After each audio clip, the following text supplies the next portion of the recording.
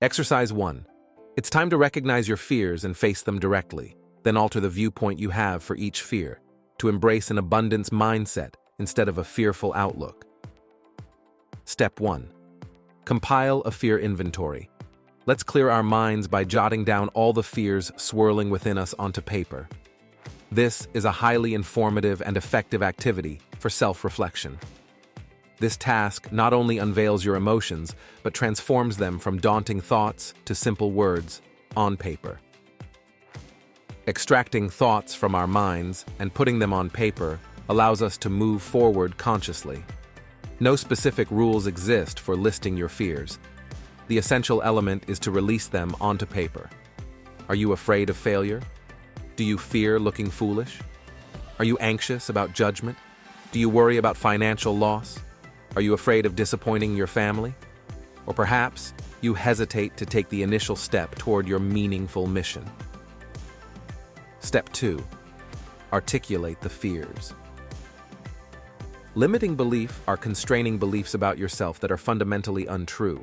Such beliefs hinder you from living your fullest and most confident life. Review the list of fears you've compiled and pinpoint the top 3 to 5 that consistently constrain you from pursuing your passions. Use if-then statements to delve into the root causes and understand what is triggering your fear. When fears linger in our minds, they offer little valuable information. However, when we articulate the fear, we unveil the drivers and find strategies to confront the true origins of our constraining beliefs. Step 3. Embrace abundance. Using the top 3 to 5 fears you've identified, it's time to reframe the narrative by transitioning from constraining beliefs to an abundance mindset. Old thought patterns will dissipate, making room for new, empowering ones. Rather than saying, "I'm afraid of public speaking," you could say, "I have a message that can positively impact many people. Within me, I have all the qualities needed to be a proficient public speaker. With great preparation and practice, I can speak confidently in public." Perform this reframing exercise while paying attention to your bodily sensations. Do you experience relief with each abundance statement? Do you sense a spark of excitement at the base of your spine? If so, that's encouraging. Both are necessary for your pursuit of a new mission. Similar to training muscles in the gym, we must train our minds to abandon overthinking and become comfortable with taking action. Expressing our fears and choosing abundance over scarcity is one approach to curb overthinking and embrace action. We must transition from "I can't" to "I will," and from "I don't know how" to "I did it anyway." Ultimately, the mindset of greatness entails acknowledging the potential of your life and advancing in your meaningful mission. Gaining momentum begins with confronting your fears directly and transforming them into fuel for greatness. Exercise 2. You must have encountered worry or fear when venturing into something new or preparing for a significant change. You may feel compelled to ride the wave of emotions accompanying major changes or new endeavors.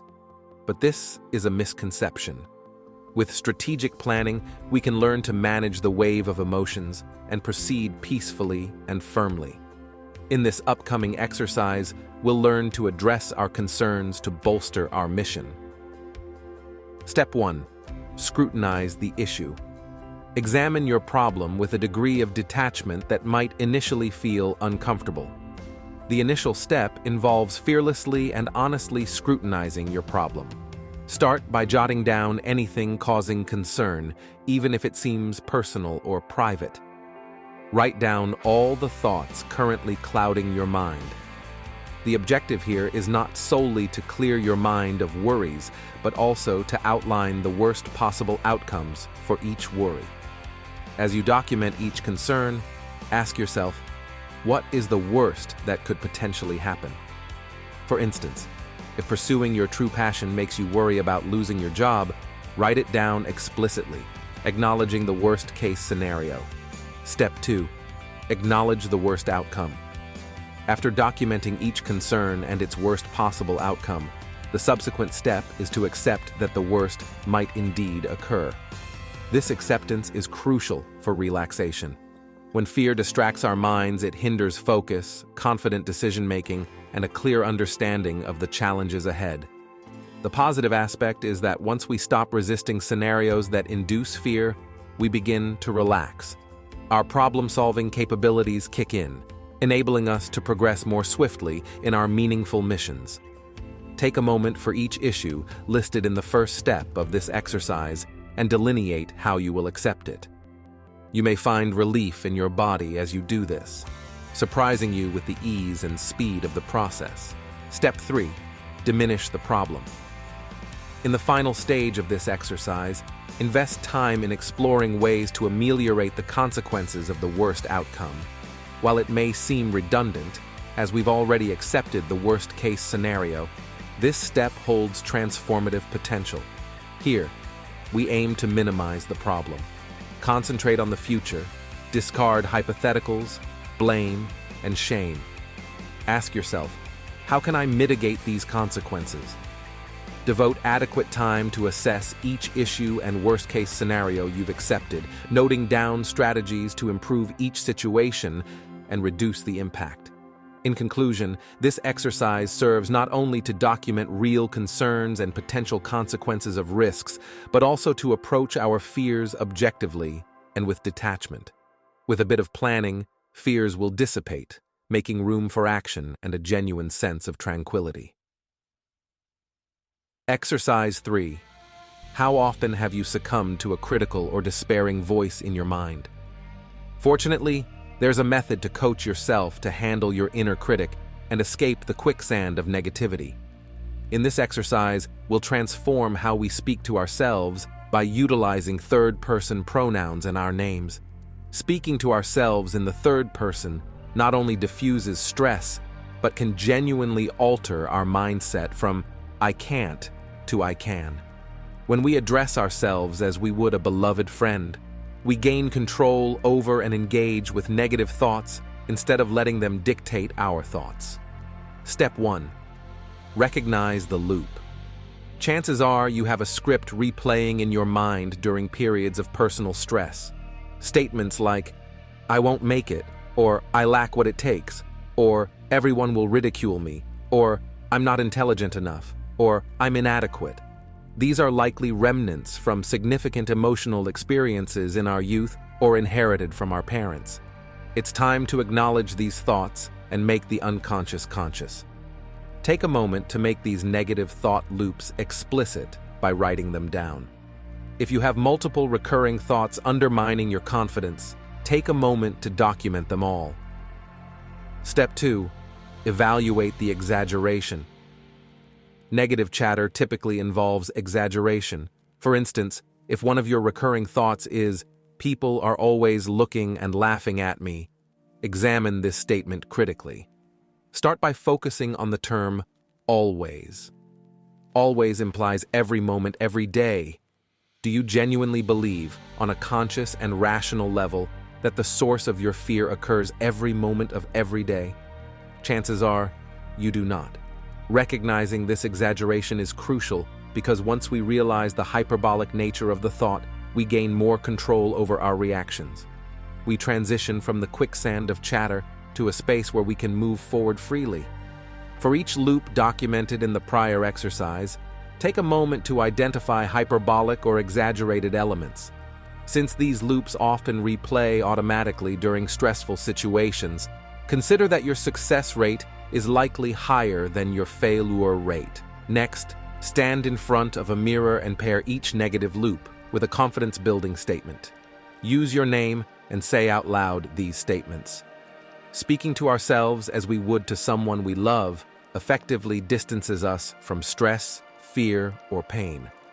This seemingly soft affirmation strategy, coupled with confronting fears, can yield transformative results. Continue writing and voicing confident statements for each acknowledged loop until all are addressed. Step 3. Self-coaching in real time. To apply this exercise in the moment, find a picture of yourself as a younger person. If unavailable, choose a photo of yourself that brings joy. If more effective, print it out and keep it accessible, whether in your purse, wallet, or on your phone. When your inner critic takes center stage with negative chatter, retreat to a private space and talk to the picture as if addressing a friend. Although this may feel awkward, it is an effective technique to acknowledge negative chatter, diminish its influence, and remind yourself of your capabilities. The objective is not to silence the negative chatter completely, but to strip it of its power.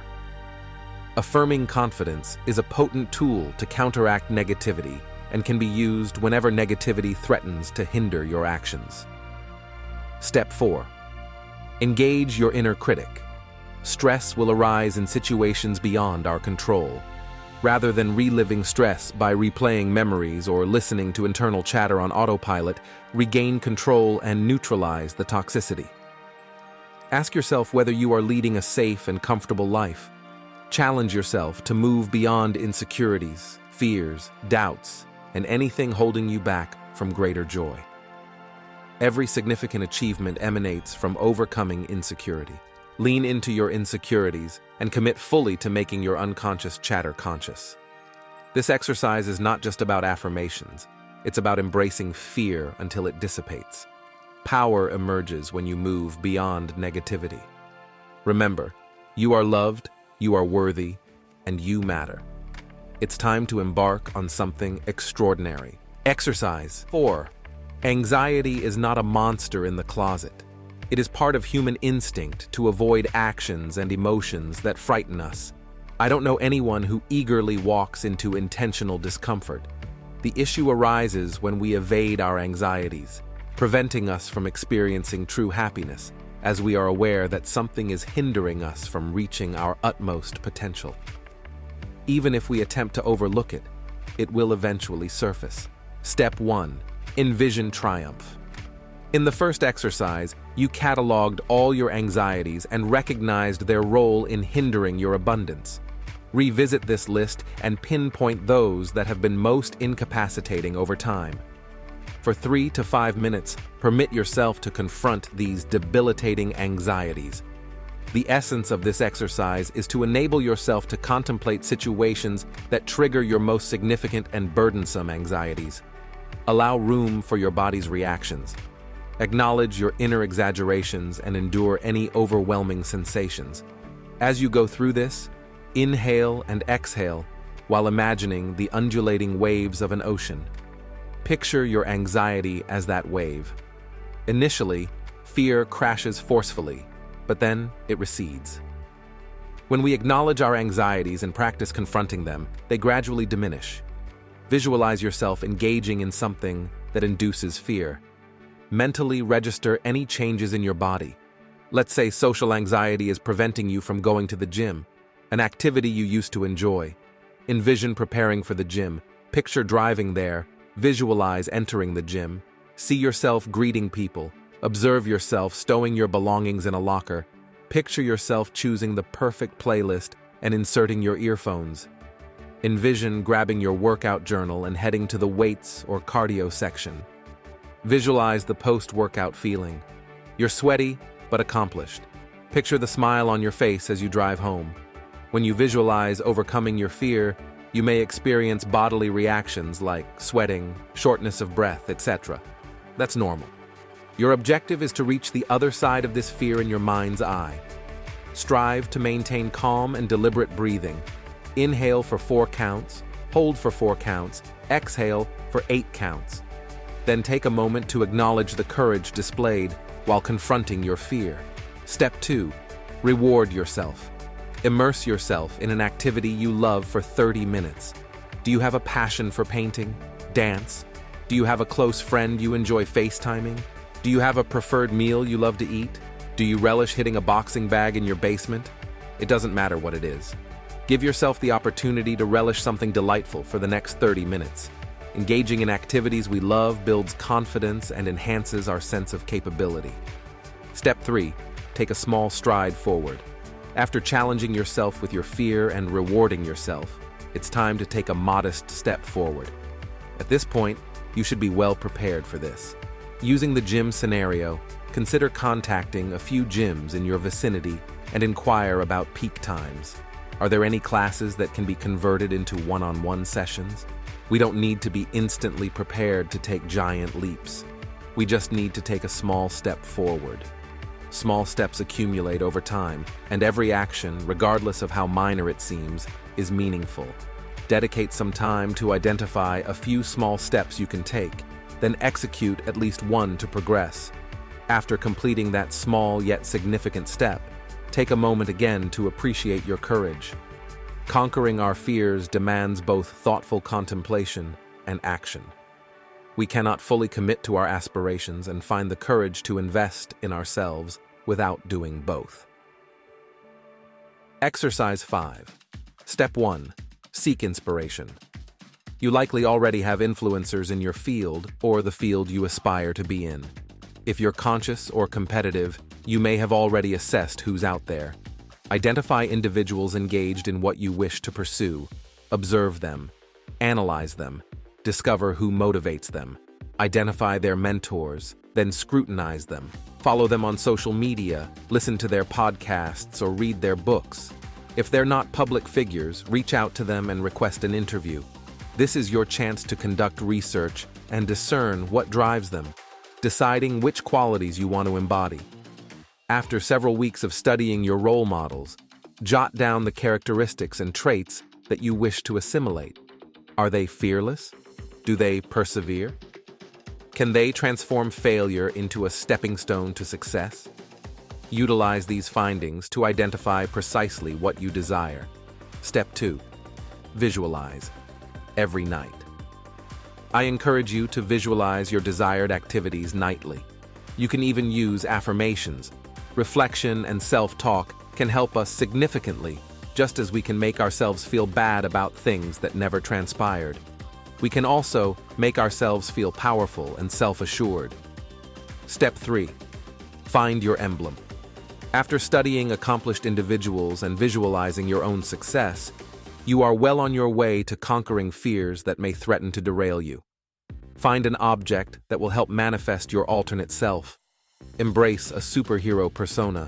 When you can't outsmart your fear, this will not only activate your playful side, but also instill courage. Exercise 6.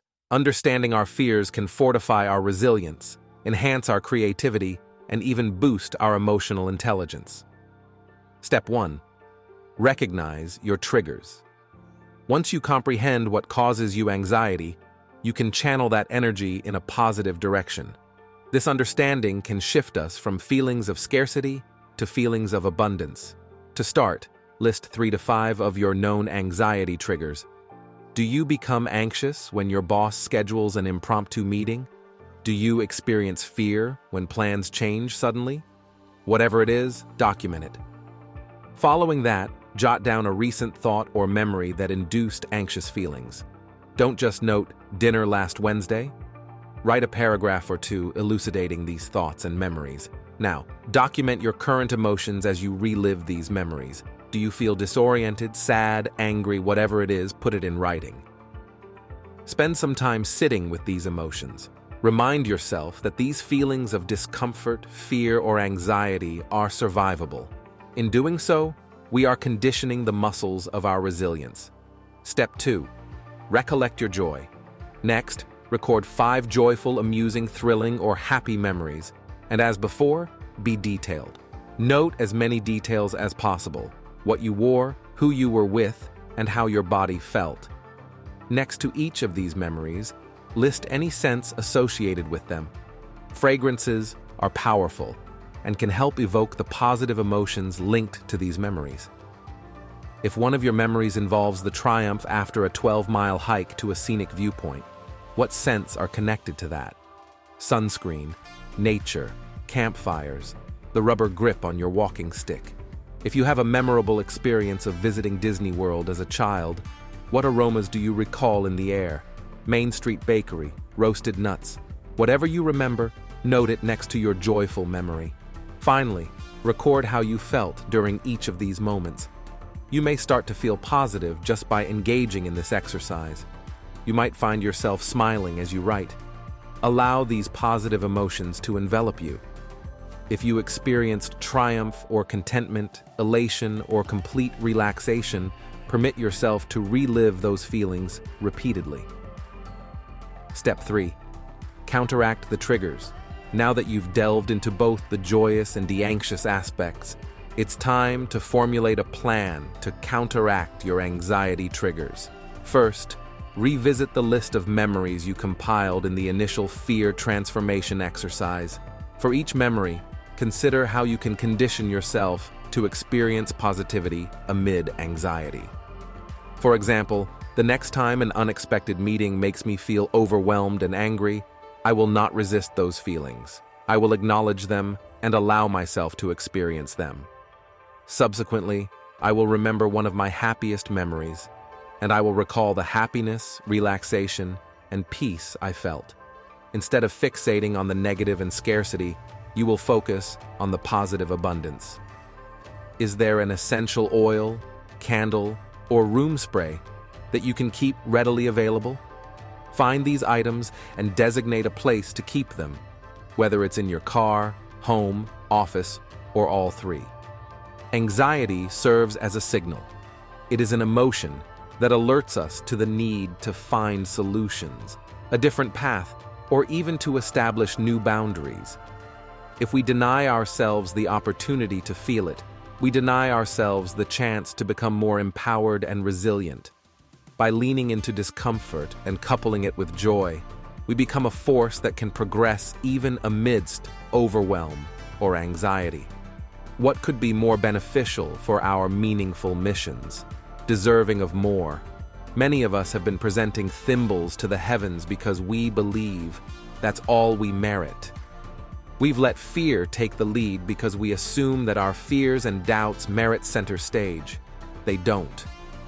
You do. Don't allow your fears to obstruct your purpose. Days will be easy and challenging, intermingling with each other. Everything is challenging until it isn't. The crucial thing is to continually return to your purpose. Keep setting objectives and taking action. Even on your off days, progress is being made. You deserve more than a thimbleful of bliss. You are worthy. You matter. You have been crafted for something greater than what you've accepted as the norm. There is a reason for your existence. You are deserving of love, abundance, and more opportunities. Persevere through adversity. Keep moving. Your breakthrough is on the horizon.